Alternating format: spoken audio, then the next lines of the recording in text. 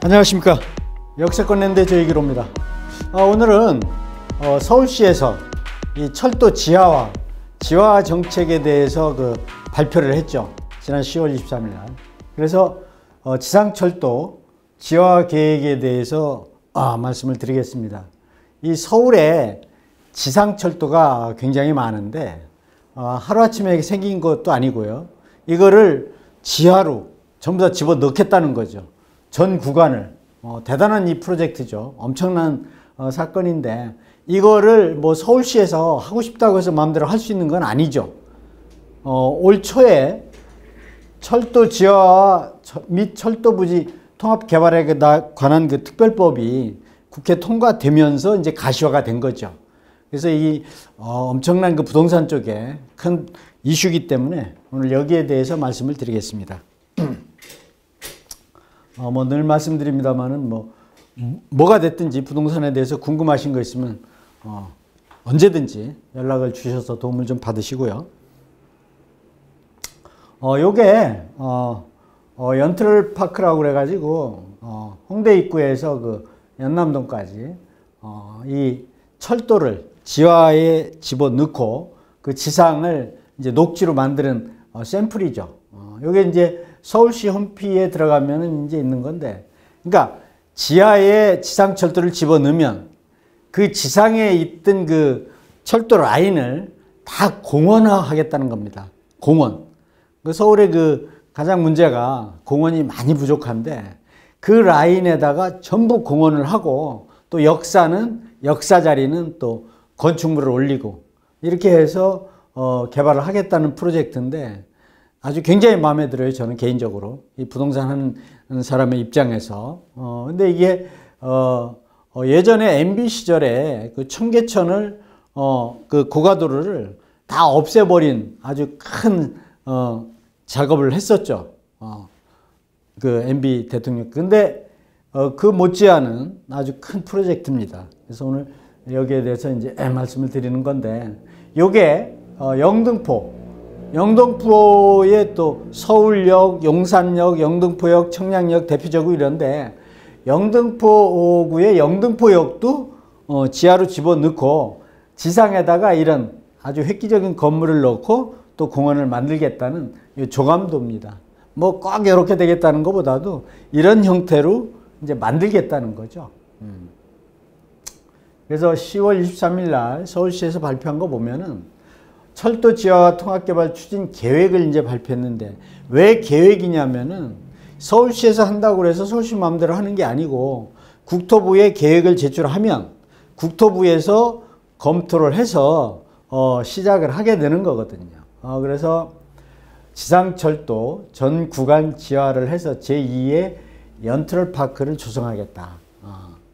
서남권에서 동북권까지 서울 도심을 잇는 길이 약 68km, 면적 122만 평방미터, 약 37만 평이죠. 엄청난 겁니다.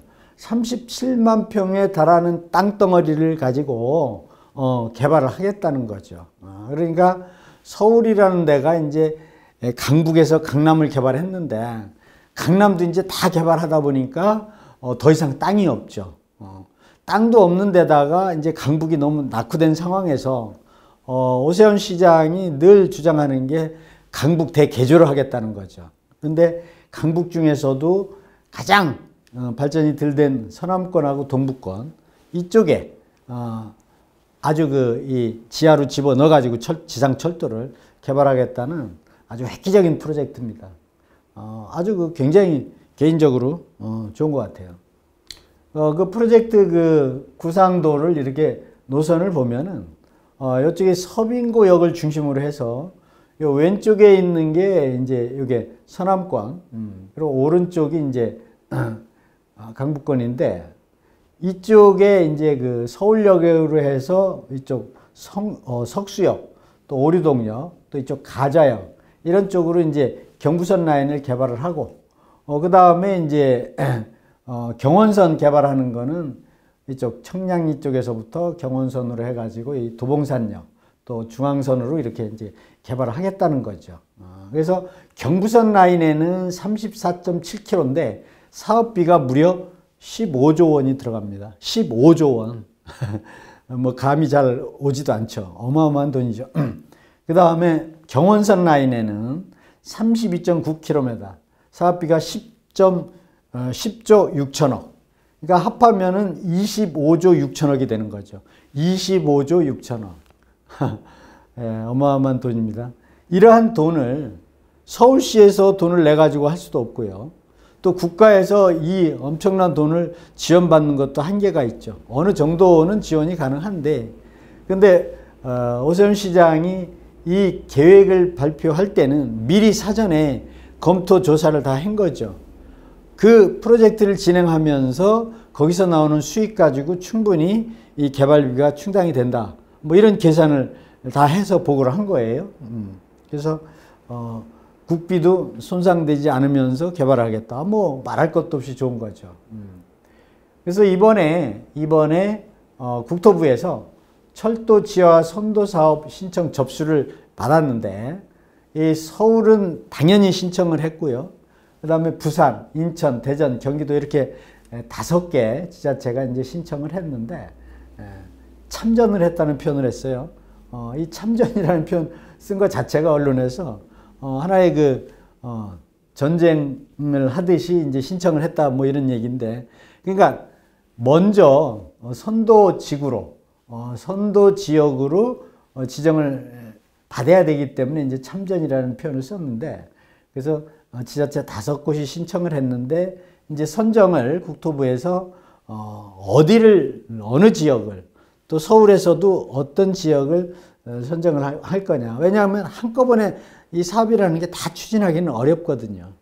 일기 신도시 추진하는 것도 지금 지난번에 제가 영상도 찍었습니다만은 선도 지구를 또 접수를 받았지 않습니까? 마찬가지로 이 철도 지하 작업도 신청을 받아가지고 선도 사업지를 정하는 과정에 있는 거죠, 지금. 그래서 추진 계획을 보면은 지난달 10월 달에 철도 지하 통합개발 1차 제안서를 접수를 했습니다. 국토부에서. 그래서 아까 말씀드린 대로 5개 지자체가 접수가 됐고, 그 다음에 올해 말까지 이 5개 지자체 중에서 또 5개 지자체에 제출한 그 프로젝트 중에서 어느 지역이 선정될 건가 하는 거는 12월 말까지 국토부에서 이제 선정을 하는 거죠. 대상 사업을. 그렇게 되면 내년부터 본격적으로 그 프로젝트에 선정된 프로젝트에 대한 기본 계획을 이제 짜는 거죠.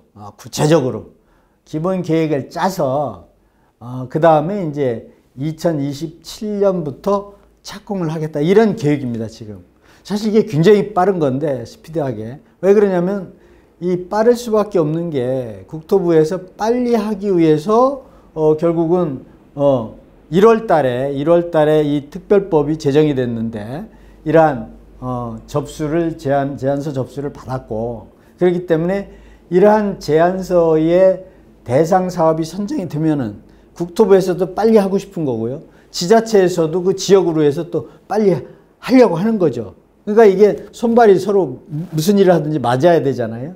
그렇게 해서 진행을 한다.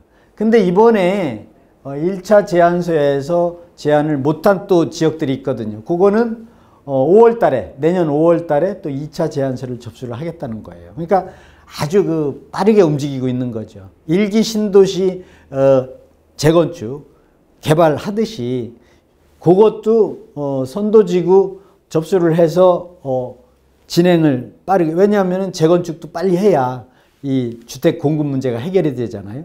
이런 거는 또 이 서울이라는 이 도시가 국제적인 도시이기 때문에 좀 낙후된 곳을 빨리 정비를 할 필요가 있는 거죠. 그래서 스피디하게 지금 추진이 되고 있다, 이렇게 보시면 될 것 같아요.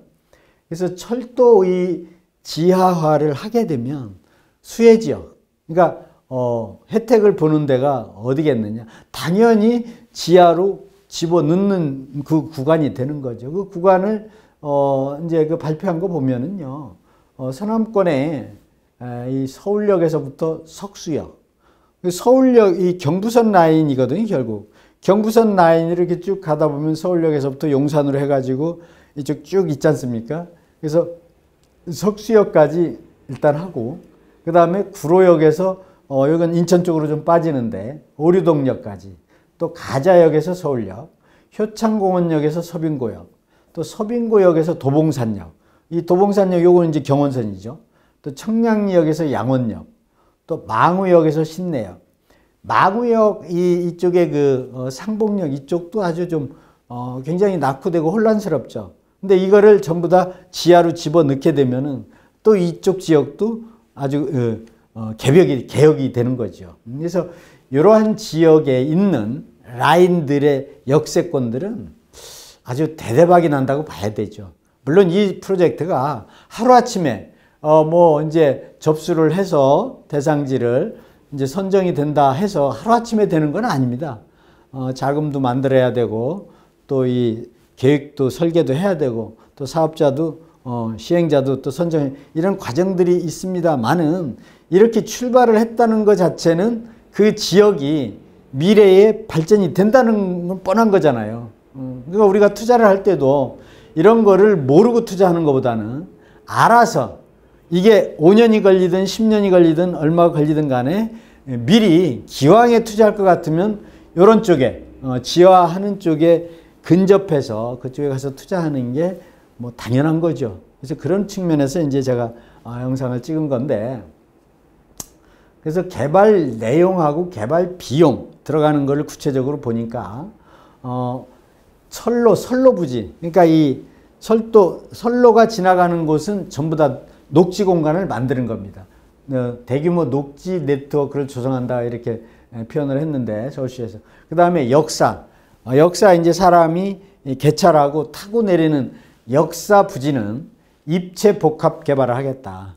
그러니까 상업지구, 업무지구, 문화시설 등 아주 종합적인 어떤 컴팩트 시설을 하겠다는 거죠. 그래서 거기서 나오는 돈을 가지고 결국은 충당을 하겠다, 그 얘기거든요. 이 서울이라는 데가 워낙 아주 이 도시가 큰 도시이기 때문에 거기서 나오는 자금으로 충분히 개발 비용이 되고도 남는다. 서울시에서는 이렇게 이제 조사가 된 거예요. 그래서 경부선 일대 추정사업비는 얼마냐면 아까 말씀드린 대로 15조 원, 또 경원선 일대 추정사업비가 10조 6천억, 총 25조 6천억 원인데, 25조 엄청난 돈인데, 요 역사 부지를 개발해서 나오는 수입이 상부 공간 개발 수익이 31조 원이라는 거예요. 그러면 차이가 얼마? 5조 4천억이 남는 겁니다, 오히려. 예? 이 일반 사기업에서 사업을 해도 이렇게 남는 정도면 다 해야 되죠. 무슨 사업이든지. 물론 이게 이제 예상입니다만은 이런 계획이 없이 또 이런 큰 프로젝트를 할 수가 없잖아요. 근데 이러한 이 자금 계획을 짠 것도 뭐 한두 사람이 개인적으로 뭐 이렇게 짜는 게 아니고 아주 전문가들이 다 모여가지고 이렇게 짠 거기 때문에, 그래서 그 물가 상승률이라든가 또 이 원자재 값 상승, 이거 다 감안을 했다라고 그래요. 그런데 실질적으로 하다 보면은 뭐 더 들어갈 수도 있고 덜 들어갈 수도 있는데, 어찌됐든 현재 상태에서는 5조 4천억이 남는 거예요. 그러니까 국가에서 이 사업지를 선정할 때는 이 지방 같은 경우는요, 이런 손익 계산을 해보면은 마이너스 되는 경우가 대부분이거든요. 근데 서울 같은 경우는 이렇게 남으니까 선정될 가능성도 굉장히 높다고 봐야 되겠죠. 그래서 하여튼 굉장히 흥미로운데, 저도 이 디벨로퍼, 이 개발 쪽에 굉장히 관심이 많은 사람인데 아주 좋은 사업인 것 같아요. 철도 지하 지역 투자, 그러니까 철도를 지하하게 되면은 투자는 어떻게 해야 되겠는가? 뭐 이런 말씀을 제가 드리려고 찍은 거 아니겠습니까? 철도 지하화가 성공이 되면, 지하로 넣는 사업이 성공이 되면 주변의 교통이 좋아지는 건 당연하고 부동산 시장에 엄청난 영향을 줄 것입니다. 요거는 제가 말씀드리는 게 아니고 이 전문 관련 업계의 교수님이 말씀하신 걸 제가 빌려서 이렇게 써놓은 건데 완공이 되면은 아주 그 개벽이 천지가 그냥 바뀌는 거나 마찬가지죠. 개벽이 되는 거죠. 근데 여기에 지금 이제 그 접수하는 과정이니까 내년에 되는 것도 아니고 내후년에 되는 것도 아니고 시간은 걸립니다만은 언젠간 되는 거예요. 근데 지자체에서 또 국가에서도 스피디하게 빨리 움직이고 있으니까 조금 그 시간은 봐야 되겠습니다만은 굉장히 이 미래 가치는 있는 거죠. 그래서 사업 기간은 장기적으로 한 10년 이상은 봐야 되지 않겠습니까? 아무래도요. 이 국가에서 볼 때는 또 서울시에서 볼 때는 뭐 요거보다 뭐 조금 더 볼 수도 있고 덜 볼 수도 있는데 제 개인적으로 10년은 넘겠죠. 근데 이 10년이 넘는다고 해서 10년 딱 된 이후부터 지가가 올라가고 수익이 나오고 이런 건 아니죠. 개발을 하면은 개발이 착수할 때 일정 부분이 올라가고 또 준공할 때 일정 부분이 올라가고 또 계획할 때 올라가고 이런 과정들이 있거든요. 부동산이라는 게. 그렇게 보면은 10년 후에 지가 부동산에 영향이 미쳐지는 게 아니라 그 이전에 이미 영향이 오는 거죠. 그래서 장기적으로 투자하시는 분들은 이런 그 프로젝트를 보고 참조를 해서 투자하셔라. 투자라는 거는 확실한 개발 호재 지역에 장기적으로 투자하는 거잖아요. 호재가 없는 지역에 투자할 수는 없잖아요. 근데 호재가 확실해야 된다는 거죠. 예정사항 이런 거 보고 투자하는 사람들이 과거에는 많았는데 예정 지역에 투자하면은 실패할 가능성이 많이 있죠. 그래서 프로젝트가 확실한 거 이런 거에 투자를 해야 되는 거죠. 그러니까 이런 프로젝트는 확실하다는 게 뭐냐면은 이런 그 지하화 개발을 하기 위해서 정부에서 특별법을 만들었잖아요. 특별법을. 그 요즘 그 여당하고 야당 이렇게 아주 잘 대화가 안 되는 상황에서도 1월 달에 이 법은 통과를 했다는 겁니다. 그러니까 여당도 좋고 야당도 좋고 한마디로 국민 전체가 좋은 거예요. 그렇기 때문에 이런 지역은 우리가 항상 머릿속에 넣어놓고 투자를 하셔야 되겠다. 철도역 터에 초고층 빌딩 아파트가 들어간다. 이건 매일경제신문에 10월 24일자의 기사를 제가 인용했는데 여기 보시면은 철도역 터에 고층 빌딩 아파트가 들어가는데 용산, 영등포, 신촌 아주 대변신을 한다. 그래서 서울 지상철도 전구간 지하 6개 노선에 6개 노선에 32개 역에 역이 이제 지하화가 된다. 그러니까 32개에 해당되는 역세권, 역 주변에 가서 투자하면 되는 거잖아요. 안 그렇습니까? 그러니까 32개 역이 어디냐? 아까 제가 말씀드린 수혜지역, 그걸 보고 하시면 되는 거죠. 어려운 거 없습니다. 그래서 서울과학기술대학교에 정성봉 교수께서 뭐라고 했냐면은 전체 선로를 포함한 대규모 철도 지하화는 해외에서도 쉽게 추진하기가 어려웠던 프로젝트인데 성공한다면은 주변 교통과 부동산 시장에 엄청난 영향을 줄 것입니다. 이런 이야기 하잖아요.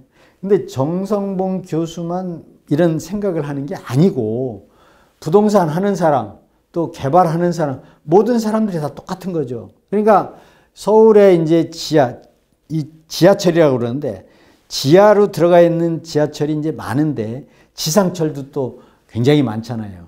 지상철도. 그 지상철을 지하로 다 넣겠다는 거예요. 그러면 지하로 넣으면은 그 땅덩어리가 남는 거 다 개발을 하고 또 이 가로막혔던 이 지상철로 인해서 지역이 또 이 교통이 왕래가 편안해 왔다 갔다 되니까 지가가 올라갈 수밖에 없는 거 아니겠습니까? 그래서 그런 지역에 가서 우리가 투자할 필요가 있다.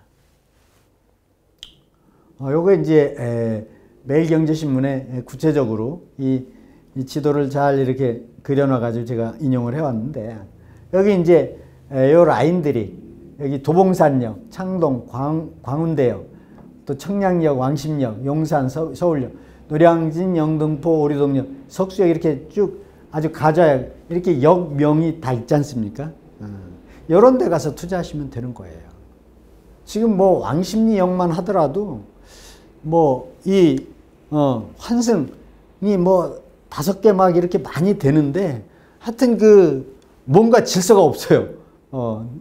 늘 지나다니면서 보면은 이쪽에 그 공덕역 같은 경우 보면은 조금 좀 질서가 잡혀 있는 것. 여기는 지상철이다 보니까 뭔가 이 개발을 하려고 해도 하기가 한계가 있는 거죠. 근데 이걸 지하를 하면은 대단한 거고, 청량역, 서울역, 용산도 다 마찬가지죠. 그래서 이런 프로젝트에 여러분들이 근처에 가서 투자를 하셔가지고 정말 아주 그 재테크하는데 많이 어려움이 많으신데 좋은 성과가 있었으면 좋겠습니다. 오늘 철도 지하에 대해서 말씀드렸습니다. 여기까지 하겠습니다. 감사합니다.